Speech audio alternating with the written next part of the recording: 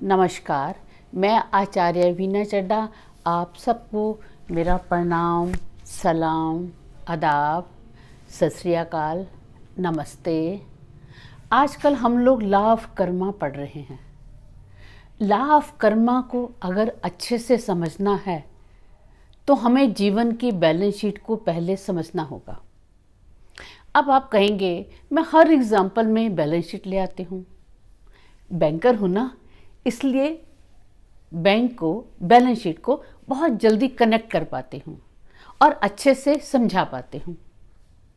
जब भी आप किसी बैलेंस शीट को देखते हैं तो जो सबसे पहली एंट्री है वो होती है कैपिटल की या ओपनिंग बैलेंस। ओपनिंग बैलेंस और कैपिटल क्या है याद कीजिए, मैंने अपने लॉ ऑफ कर्मा के सेकंड एपिसोड में बताया था कि ओपनिंग बैलेंस और कैपिटल हमारी डेस्टिनी है, हमारा भाग्य है, हमारा प्रारब्ध है, हमारा संचित कर्म है।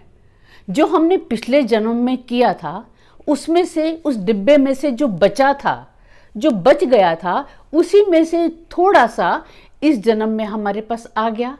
यानी काम शुरू करते हुए बिजनेसमैन ने थोड़ी सी कैपिटल, थोड़ा सा ओपनिंग बैलेंस पिछले साल में से ले लिया, वो हमारा ओपनिंग बैलेंस और कैपिटल है। बैलेंस शीट में दो और बहुत इंपॉर्टेंट एंट्रीज आती हैं, एक को बोलते हैं क्रेडिटर और एक को बोलते हैं डेटर। क्रेडिटर क्या होता है पहले वो समझिए। जिससे हम माल उधार लेते हैं, एक बिजनेसमैन काम करने के लिए माल उधार लेता है, जो उसने पैसा देके चुकाना होता है, जिसके लिए उसने पैसा देना होता है, उसको क्रेडिटर कहते हैं। और डेटर, जिनको हम उधार में माल बेचते हैं, हमको थोड़ा डिस्काउंट मिलेगा तो हम बहुत सारा माल उधार में बेच देते हैं और उससे हमें पैसा लेना होता है। आपने देखा बिजनेसमैन सुबह से शाम तक 24 घंटे उसकी फोन कॉल इन्हीं दो के साथ रहती है, क्रेडिटर या डेटर। या तो उसने पैसा लेना है, रिकवरी करनी है तो वो फोन करता रहता है, पूरा फॉलोअप करता है, या जिसने उससे लेना है वो उसको फोन करते हैं। यानी पूरा दिन 24 घंटे वो इन्हीं दो से लगा रहता है। और उसकी ये कोशिश होती है कि 31 मार्च को जब हमारी बुक्स बंद होंगी बैलेंस शीट की, तब तक ये दोनों एंट्रियां रिकनसाइल हो जाएं। यानी जो उसने पैसा देना है वो भी दे दे और जिससे लेना है वो भी चुका दे। तो पूरा उसका साल भर ये कार्यक्रम चलता है और 31 मार्च तक उसकी कोशिश होती है ये एंट्री रिकनसाइल हो जाए। लेकिन ऐसा तो नहीं होता कि पूरी एंट्री रिकनसाइल हो जाए, फिर भी कुछ बच जाती हैं जो कि उसकी अगले साल की बैलेंस शीट में कैरी फॉरवर्ड हो जाती हैं, जिसको हम बोलते हैं बैड डेटर। जो डेटर पुराने हो गए, बैड डेटर आगे फॉरवर्ड हो जाते हैं। उसी तरह से क्रेडिटर, ये सब अगले साल में हो जाता है। उसी तरह से हमारी लाइफ है, यानी हमारी लाइफ भी गिव एंड टेक, लेना देना चलता है।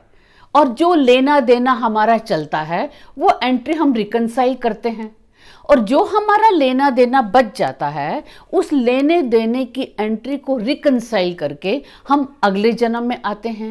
यानी इस जन्म में हमने पास्ट लाइफ के जो एंट्री रिकनसाइल नहीं हुई थी वो चुकाने हैं।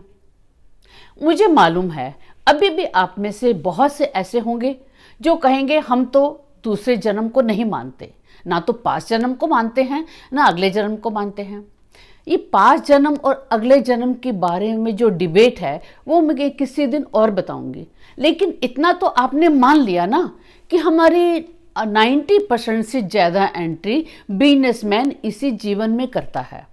उसी तरह से हम भी अपना अधिकांश लेना देना इसी जन्म में करते हैं।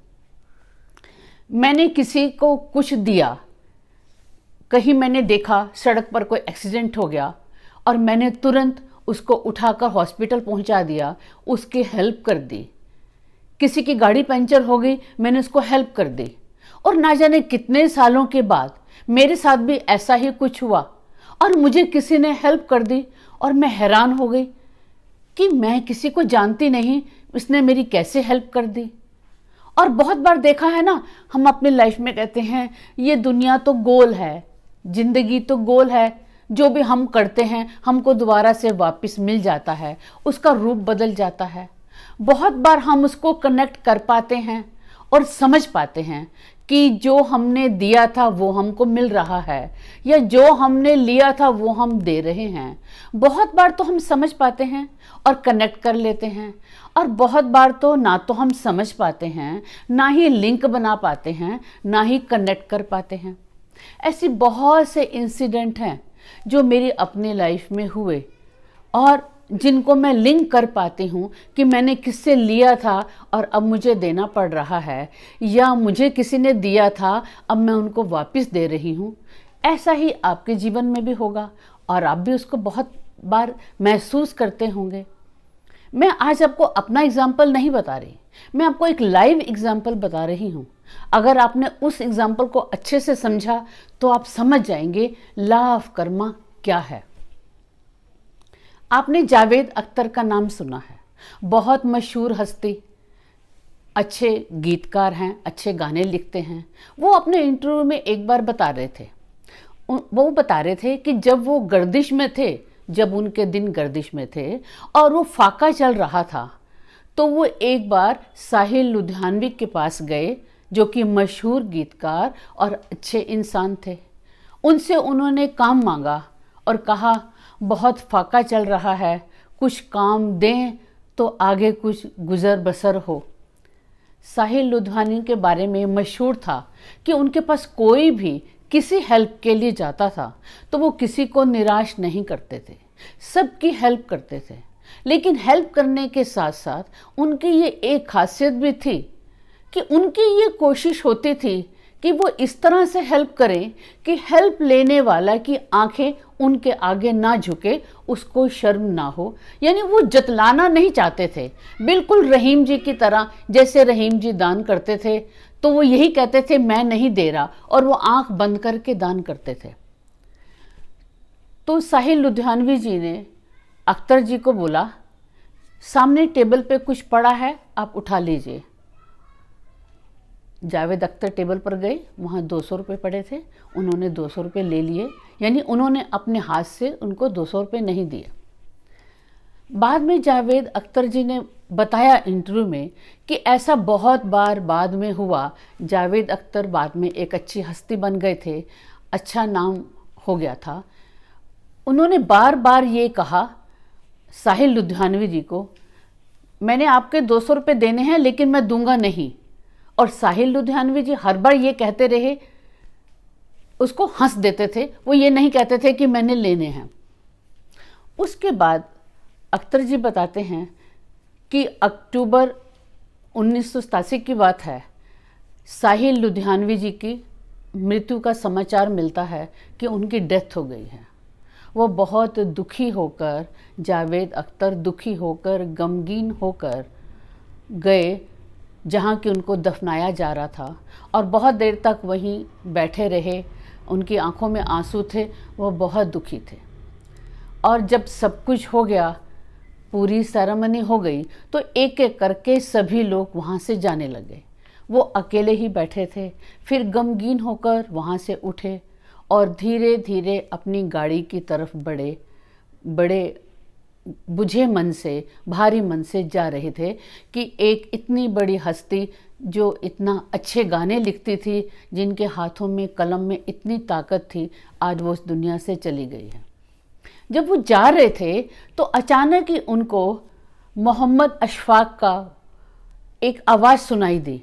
उन्होंने मुड़ के देखा, मोहम्मद अशफाक साहिल लुधियानवी और जावेद अख्तर दोनों के बहुत अच्छे दोस्त थे। वो हड़बड़ाहट में आगे आ रहे थे। उन्होंने नाइट सूट पहना हुआ था और पाँव में हवाई चप्पल पहनी हुई थी। तो उन्होंने बताया कि मुझे सुबह सुबह ही समाचार मिला साहिल जी का, और मैं हड़बड़ाहट में जैसे ही था वैसे ही उठ के मैं चला आया और अपने साथ मैं कुछ भी नहीं लाया। जावेद जी ने पूछा अब क्या बात है? तो उन्होंने बताया कि जिस व्यक्ति ने साहिल लुधियानवी जी की कब्र को पूरी तरह से तैयार किया है, बना लिया है, उसकी मजदूरी देनी है और मैं पैसे नहीं लेकर आया। जावेद अख्तर तुरंत पूछ बैठे, कितने पैसे चाहिए? उन्होंने बोला सिर्फ 200 रुपये, और जावेद जी ने वो 200 रुपये दे दिए। कुछ दिनों के बाद उनको रियलाइज़ हुआ यही लॉ ऑफ कर्मा है। यही 200 रुपये उन्होंने साहिल जी से लिए थे और वो आज इसी जन्म में इसी रूप में उनको देने पड़े। है ना कितनी सी अजीब बात। हम लिंक नहीं बना पाते, समझ नहीं बना पाते, हम समझ नहीं पाते, कनेक्ट नहीं कर पाते, लेकिन इतना समझिए, जो कुछ आपने जीवन में किसी से भी कुछ भी लेते हैं वो आपको देना ही पड़ेगा। हमारी बैलेंस शीट की हर एक छोटी से छोटी एंट्री की वैल्यू है, हर छोटी एंट्री का एक मतलब है। जो भी आप छोटा सा छोटा अच्छा या बुरा काम करते हैं वो यही चुकाना होगा।